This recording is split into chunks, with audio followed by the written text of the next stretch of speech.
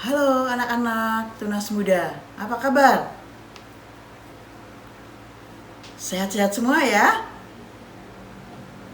Gimana? Kalian sudah sekolah tatap muka?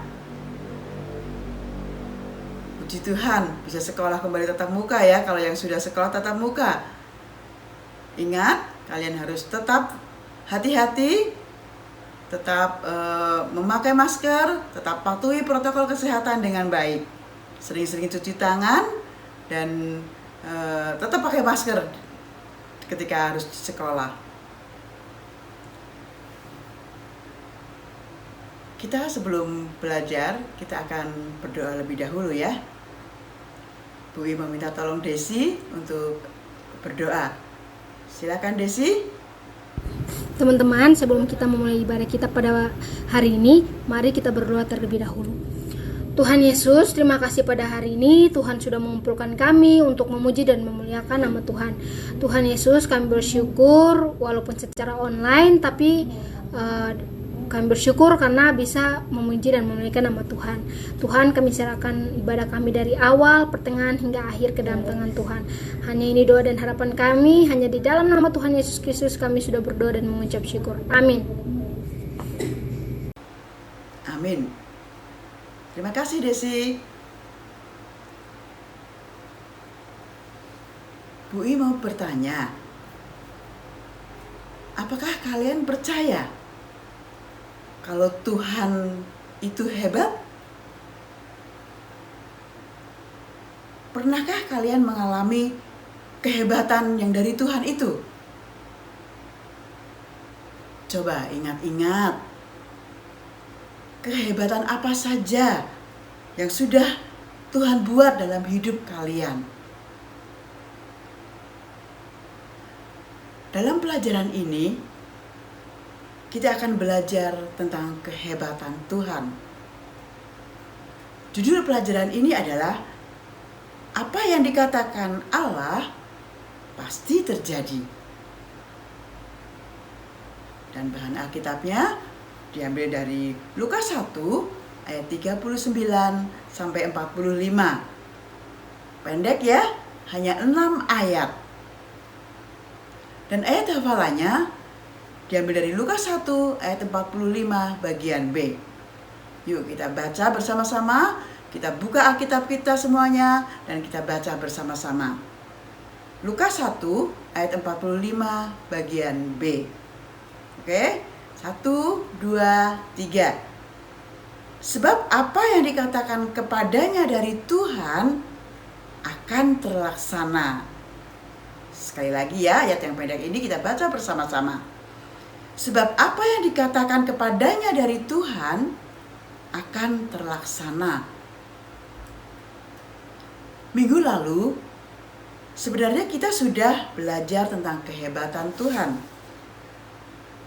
Yang pertama, Tuhan hebat karena Ia sanggup membuat Elizabeth hamil. Padahal Elizabeth dinyatakan tidak bisa punya anak. Mandul gitu ya. Itu kehebatan yang pertama. Dan kehebatan yang kedua, Tuhan sanggup membuat Maria hamil. Padahal Maria juga belum menikah. Tuhan yang kita sembah mampu membuat keajaiban-keajaiban yang kadang-kadang kita tidak pahami. Namun kita harus mempercayainya. Seperti Maria dan Elizabeth. Setelah Maria diberitahu oleh malaikat Gabriel kalau Elizabeth juga sedang mengandung bayi secara ajaib, sama seperti dirinya, Maria ingin sekali bertemu dengan Elizabeth. Mungkin mereka sudah lama sekali tidak bertemu. Jadi Maria ingin sekali bertemu dengan Elizabeth. Kemudian Maria merencanakan untuk pergi ke rumah Elizabeth. Rumah Elizabeth jauh dari rumah Maria. Maria tinggal di Nazaret dan Elizabeth tinggal di pegunungan Hebron. Jaraknya kira-kira 187 km. Wow, jauh sekali ya. Kalau dari Bandung sampai mana tuh? Mungkin sampai Cirebon kali ya. Jauh sekali.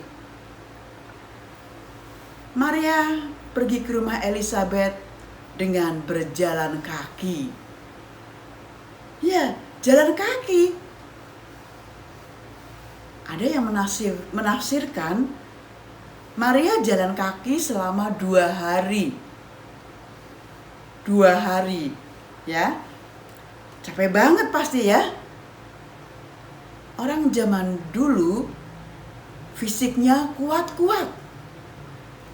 Mereka mampu berjalan ratusan bahkan ribuan kilometer. Karena saat itu belum ada transportasi. Paling hanya ada keledai atau kuda yang dijadikan transportasi. Itu sebabnya ketika mereka akan bepergian, pilihan mereka ya hanya jalan kaki, meskipun beribu kilometer. Maria memerlukan perjuangan yang sangat luar biasa untuk menemui Elizabeth. Maria diberi kekuatan oleh Tuhan dan selalu dilindungi oleh Tuhan. Sesampainya di rumah Elizabeth, seperti kebiasaan banyak orang, Maria mengucapkan salam kepada Elizabeth. Dan ketika Maria mengucapkan salam, sesuatu terjadi. Apa itu? Coba perhatikan Lukas 1 ayat 41. Ada 2 hal yang terjadi. Yang pertama, melonjaklah anak atau bayi yang ada di rahim Elizabeth. Bayi dalam kandungan Elizabeth bergerak keras, seolah-olah merasa sangat senang didatangi oleh Maria. Yang kedua, sesuatu yang kedua ya, Elizabeth penuh dengan Roh Kudus. Salam yang diucapkan oleh Maria sungguh-sungguh luar biasa bagi Elizabeth juga. Nah, karena Roh Kudus memenuhi hati Elizabeth, dalam Lukas 1 ayat 42, secara spontan Elizabeth berkata, "Diberkatilah engkau di antara semua perempuan, dan diberkatilah buah rahimmu." Elizabeth sangat bersyukur didatangi oleh Maria. Namun ia juga merasa tidak layak didatangi seorang wanita yang akan melahirkan Yesus, Mesias, Juru Selamat yang dinanti-nantikan oleh umat manusia. Anak-anak, coba perhatikan Lukas 1 ayat 45. Elizabeth berkata, "Apa yang dikatakan kepadanya dari Tuhan akan terlaksana." Nah, ternyata ucapan Elizabeth ini mempunyai arti yang sama dengan ucapan Maria dalam pelajaran minggu lalu. Dalam Lukas 1 ayat 38, Maria berkata, "Jadilah padaku menurut perkataanmu itu."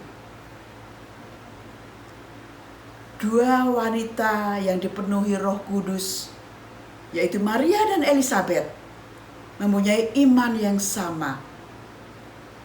Mereka beriman, mereka percaya bahwa apa yang dikatakan Allah pasti terjadi.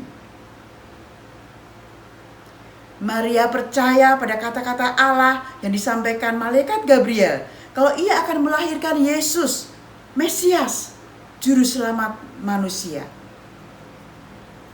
Dan Elizabeth juga percaya bahwa kata-kata Allah yang disampaikan malaikat Gabriel kalau ia akan melahirkan Yohanes Pembaptis yang akan membuka jalan bagi pelayanan Yesus. Maria dan Elizabeth percaya bahwa firman Tuhan itu ya dan amin. Ibrani 13 ayat 8 mengatakan Yesus Kristus tetap sama, baik kemarin, hari ini, dan sampai selama-lamanya. Dan dalam pelajaran 1 menyatakan bahwa Kristus adalah firman. Firman Tuhan dari dulu, sekarang, sampai selama-lamanya tidak akan berubah kuasanya. Jadi, firman Tuhan dapat kalian andalkan ketika kalian menghadapi kesulitan, menghadapi masalah, ketika kalian cemas, ketika kalian sedih, ketika kalian patah semangat, ketika kalian kangen dengan orang tua, kangen dengan teman-teman, dan ketika kalian mengalami kesulitan, pelajaran-pelajaran di sekolah. Percayalah, Tuhan melalui firman-Nya akan menguatkan dan menolong kalian. Amin. Melalui pelajaran ini, Tuhan ingin yang pertama supaya kalian percaya bahwa Tuhan Yesus yang kalian sembah adalah Tuhan yang hebat. Tuhan yang mampu melakukan apapun. Yang kedua, Tuhan ingin supaya kalian percaya bahwa setiap kata-kata yang difirmankan Tuhan pasti terjadi. Oke? Sekarang tugas yang harus kalian kerjakan. Seperti biasa ada tugas A dan tugas B ya. Tugas A, bacalah semua penjelasan pelajaran ini dalam buku kalian. Dan baca juga bahan Alkitabnya, yaitu dari Lukas 1 ayat 39 sampai 45. Tugas B, tugas yang harus dikumpulkan di grup. 1. Hafalkan ayat hafalan dari Lukas 1 ayat 45b. 2. Perhatikan buku kalian halaman 14. Yang bagian bawah ya. Buku kalian halaman 14 bagian bawah. Urutkan kisah perjumpaan Maria dan Elizabeth. Jelas ya? Urutkan kisah perjumpaan Maria dan Elizabeth. Oke, anak-anak. Tetap semangat. Tetap setia berdoa dan setia membaca Alkitab supaya iman kalian semakin bertumbuh. Sampai minggu depan. Dah.